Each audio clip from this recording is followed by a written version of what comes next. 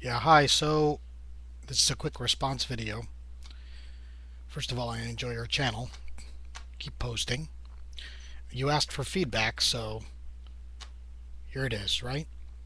So let's work under the following assumptions. One, skepticism is a good thing. Two, essentially, we don't know what's going to happen tomorrow. And three, the silver market is manipulated. So now that we have our underlying theory, let's take a look at the article. So I enjoy reading bearish articles on silver. I think it's important to remain skeptical and to assume that things don't work out the way we stackers hope they will, right? The operative word in the last sentence is hope, right? We hope things work out the way we want.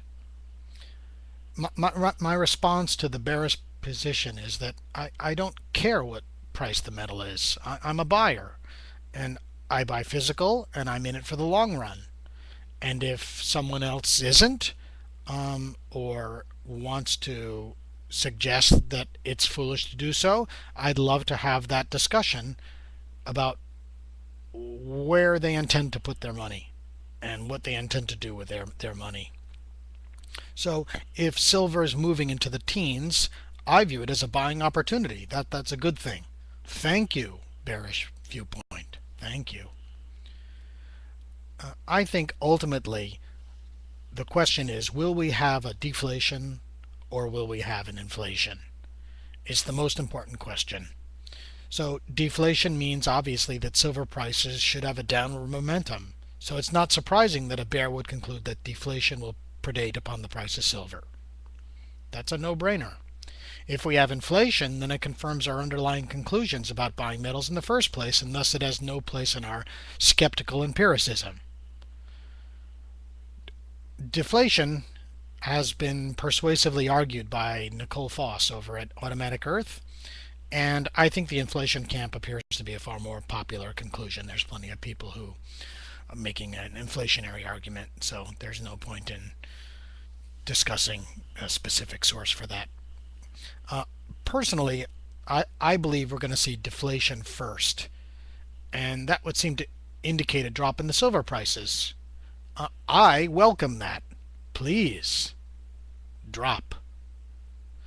Many in the inflation camp would posit that silver is going to go to $100 an ounce, or X dollars an ounce, and I honestly feel that $100 silver means gas is $10 and a candy bar is $3, and you're going to get a corresponding inflationary cost in everything, including your silver or gold or whatever it is.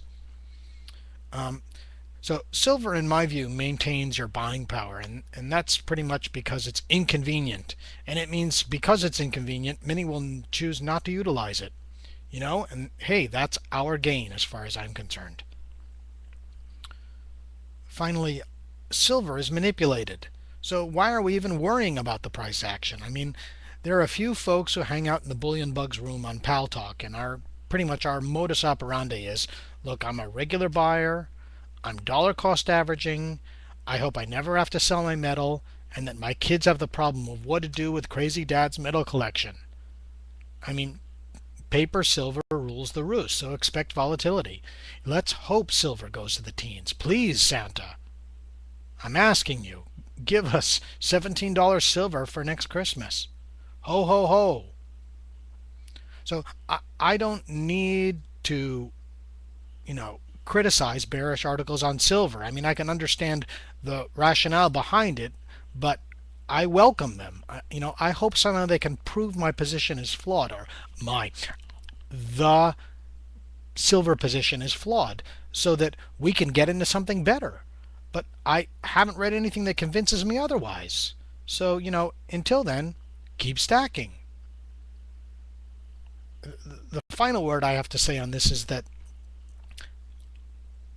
the thing I pretty much look at is the gold silver ratio.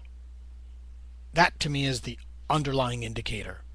So, what is it today? It's like it's January 10th, right? January 10th, 2012. So it's a 55 to 1. That's the gold silver ratio.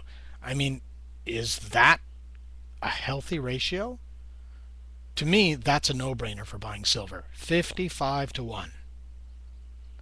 There's your feedback. Sayonara.